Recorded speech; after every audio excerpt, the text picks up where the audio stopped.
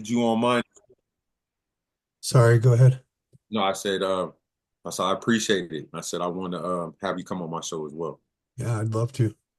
I'd love to. So we're recording. The time's yours. Hello, everybody. My name is Kenneth Watson. First and foremost, Will, thank you very much for having me on the show. I really do appreciate it. Um, I was born in Jacksonville, Florida. Um, my dad was in the Navy, so I don't really know too much about Jacksonville. We were really only there for a couple of months. We did a little stint in Connecticut, but the most, I guess you can say, when I started to have the greatest memories was when I was in San Diego, California. My dad was stationed there. He finished his career in the Navy. During that time, I saw him, witnessed him drinking. Usually it was on the weekends. It wasn't any other time that I saw him, at least during the week. But I guess for me, it was to the point where the military police would show up. You know, somebody in the neighborhood would call because my dad would be blasting the music 1, 2 o'clock in the morning. Would never go to jail, but more or less, these are, witnessing this at a young age is kind of traumatic. You know, police always at the door every other weekend or a couple times a month. So in my mind, early, I'm seeing this, but of course, I don't understand what an addiction was until I got probably, a little bit older. But as far as growing up, I'm the youngest of five. I was, pretty much a regular kid. I played sports, baseball, basketball, and football. I excelled in all three. But on the weekends, when I had free time, I would, experiment with my dad's alcohol. The very first time I ever got drunk, I was 12 years old. Took way too many shots of his E&J. It was either E&J or Christian Brothers brandy, and drunk that. And let's just say I took too many shots, threw up, and that stain stayed in that carpet. And that was maybe like 1990, 91, 92, and it stayed in that carpet from 2000 when we moved out of the house. This is no joke. And so I didn't learn my lesson at 12 years old. From time to time throughout, I would take a sip here, a shot there, but nothing really major. I got into high school, same thing, Friday nights football game would be over. I'm more worried about what's the next party I want to go to.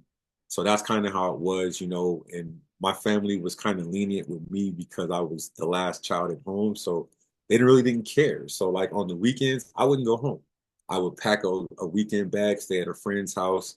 We didn't have cell phones in the 90s. So it was like, as long as I called at least once over the weekend, my family was okay with it. They didn't know if I was in any trouble or anything. So I went to college and same thing, experimented, in with alcohol, but not anything to the point where it was becoming a problem. Now, once I actually graduated from college in 2003, I hit the road running, was working, in what I got my degree in, which was radio broadcasting, and was happy. I wasn't making a whole lot of money, but I was content.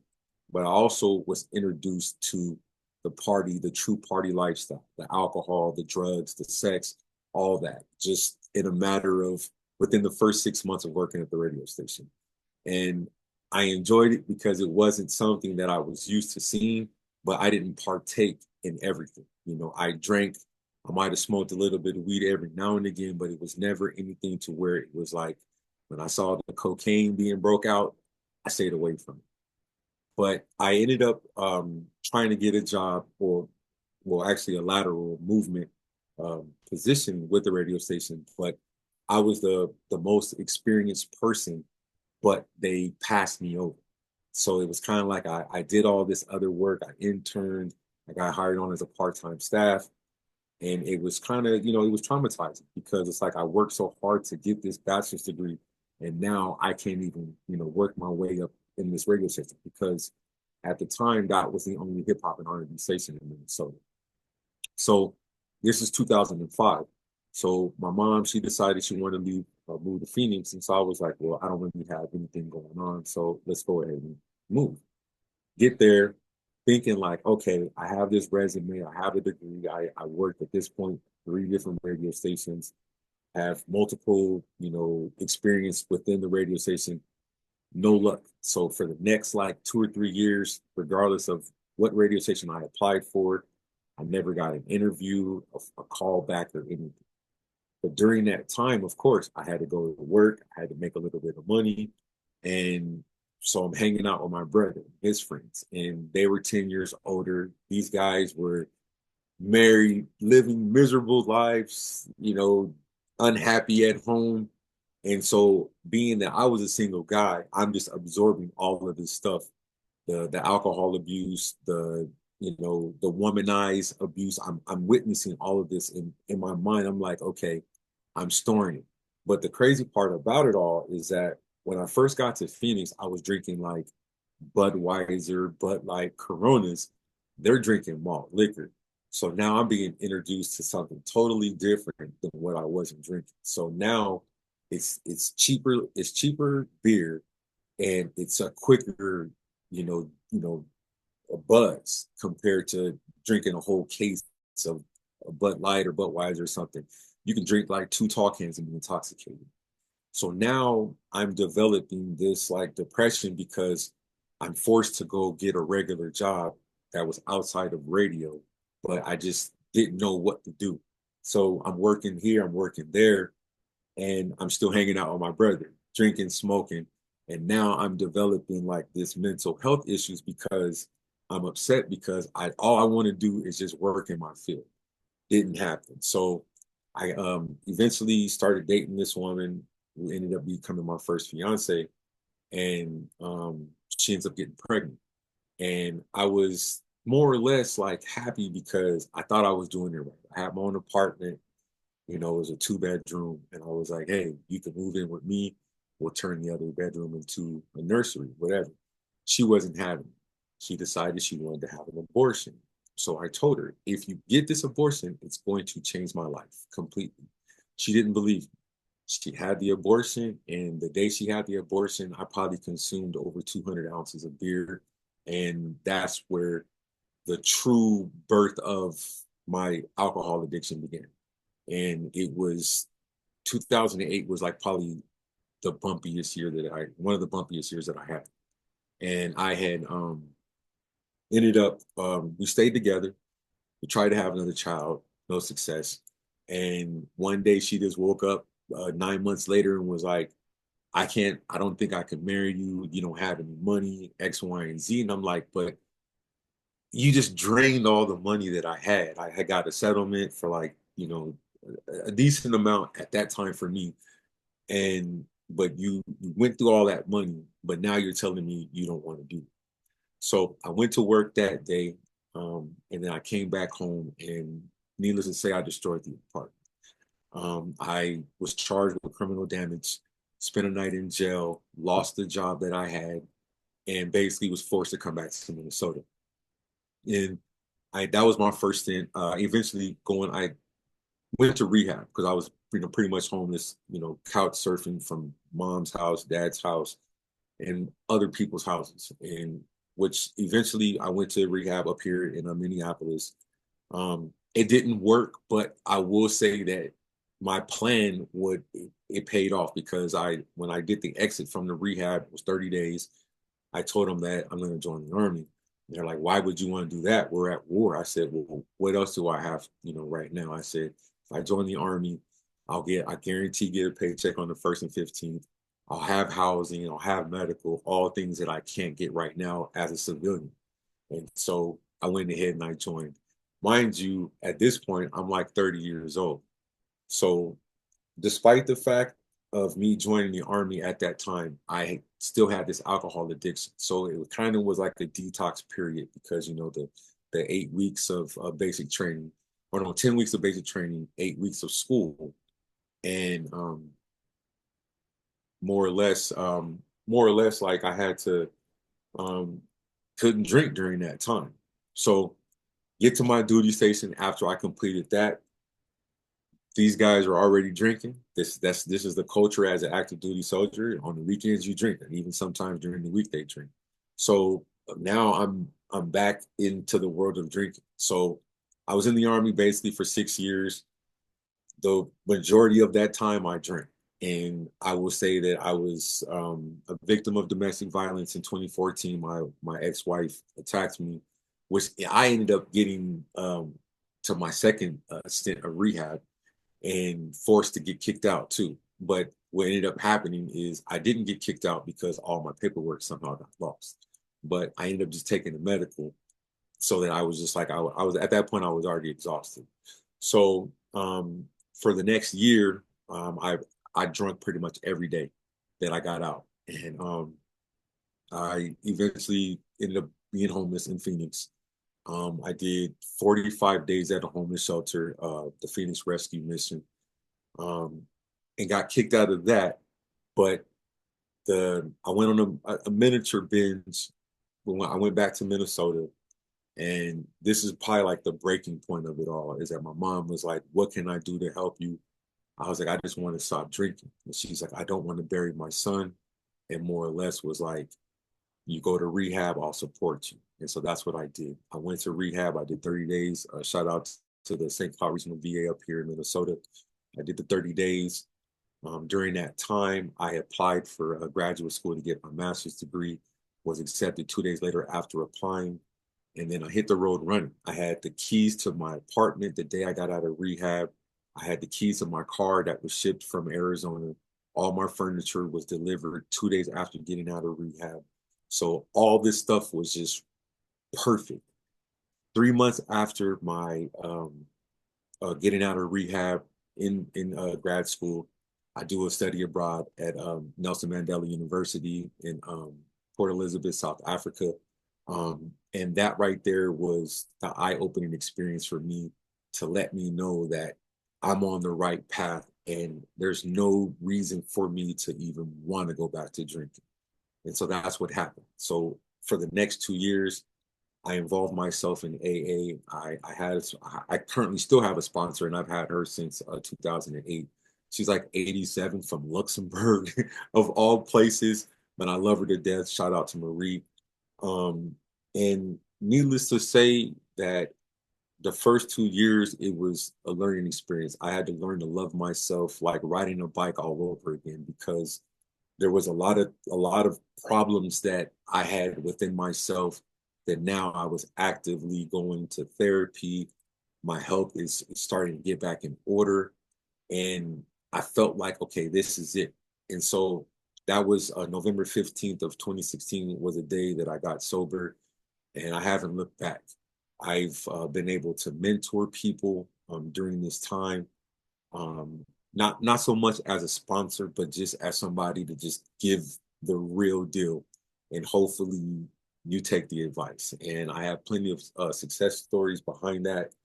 And I would say the dream or the highlight of so far of my sobriety is I met my wife in 2018 on the tail end of my graduate studies, and we've been together ever since.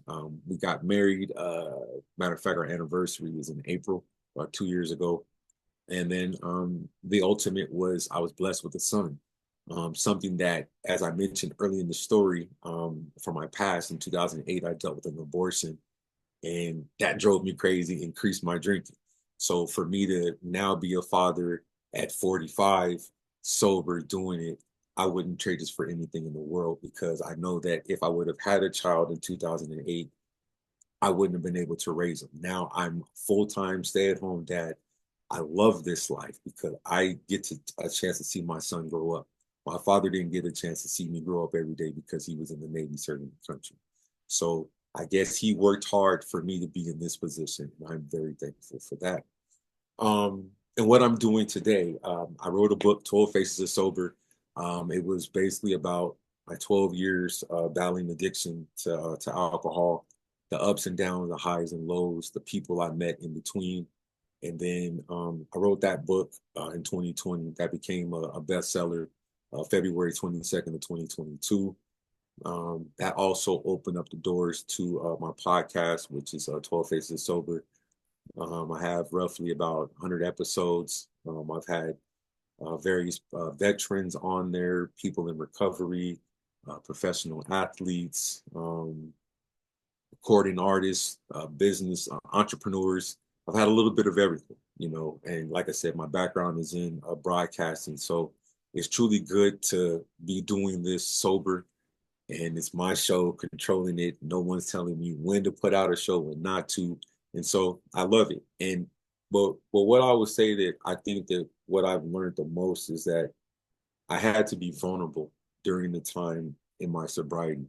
I had to listen to people tell me about who I was in the past so that I couldn't, I didn't want to repeat myself. I didn't want to, like I mentioned, I went to rehab before.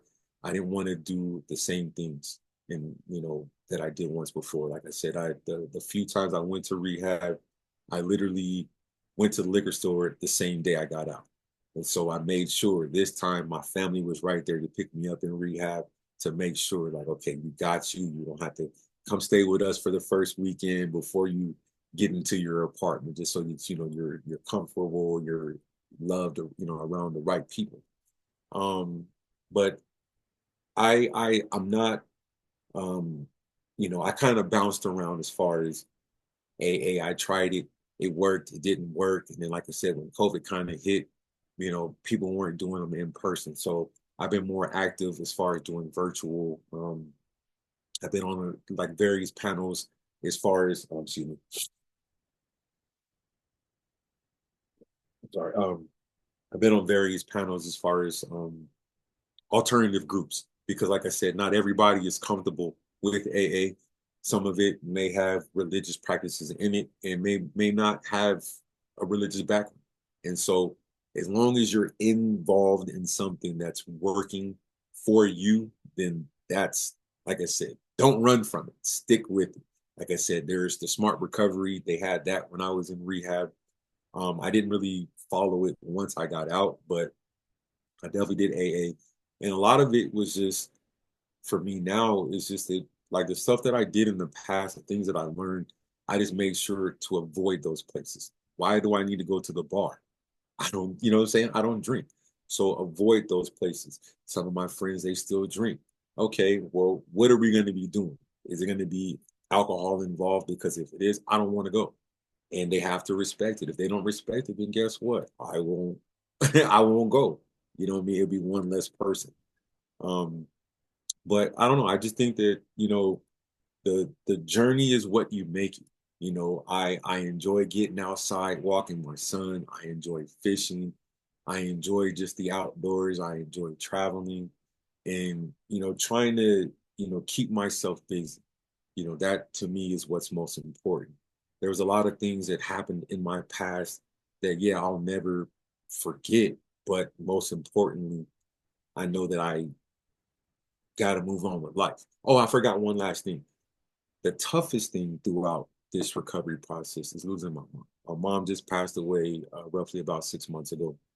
Um, it was something that was sudden. She went into the hospital on a Tuesday and passed that Friday. And my mom was the one who convinced me this last time to get sober, and it by far has been the hardest time.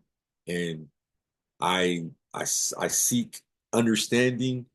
I'm involved in a group, a grief group, and I actively in therapy. So I go to both. Well, right now we're on week 5 in the grief group, but I've been actively in therapy ever since my mom passed and prior to that.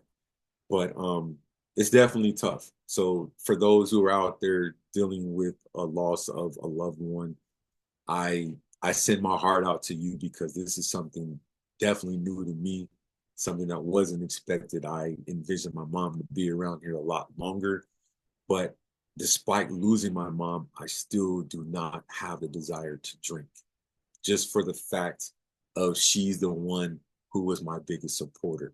So even though that she's not here in the physical in the present, I would feel like I'm letting her down if I was to consume that drink. Yes, I've had tough days. Yes, I've cried my heart out, but I still don't want to drink.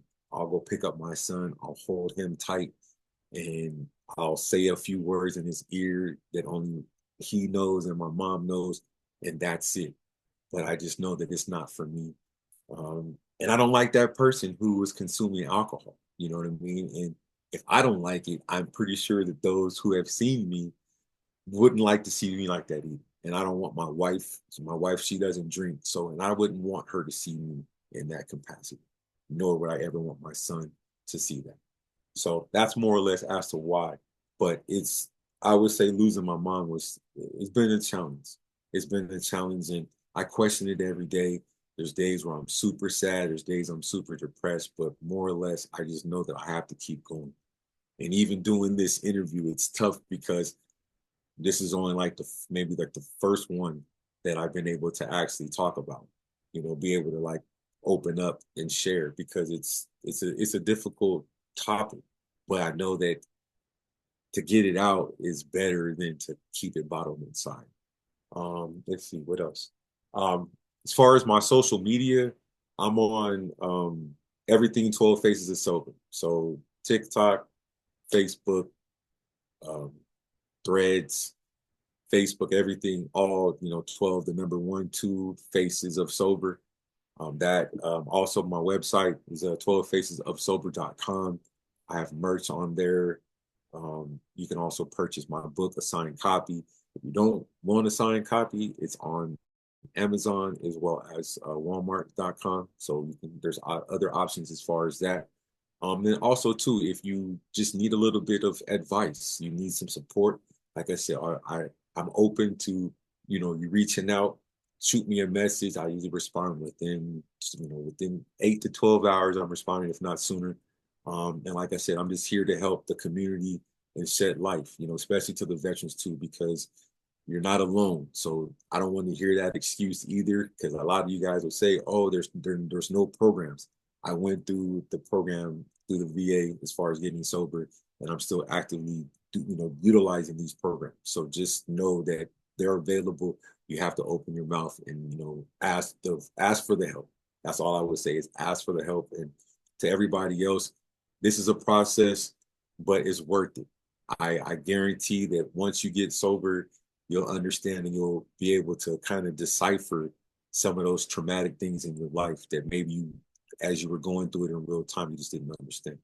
So again, Will, I appreciate you bringing me on. Thank you so much for allowing me to share.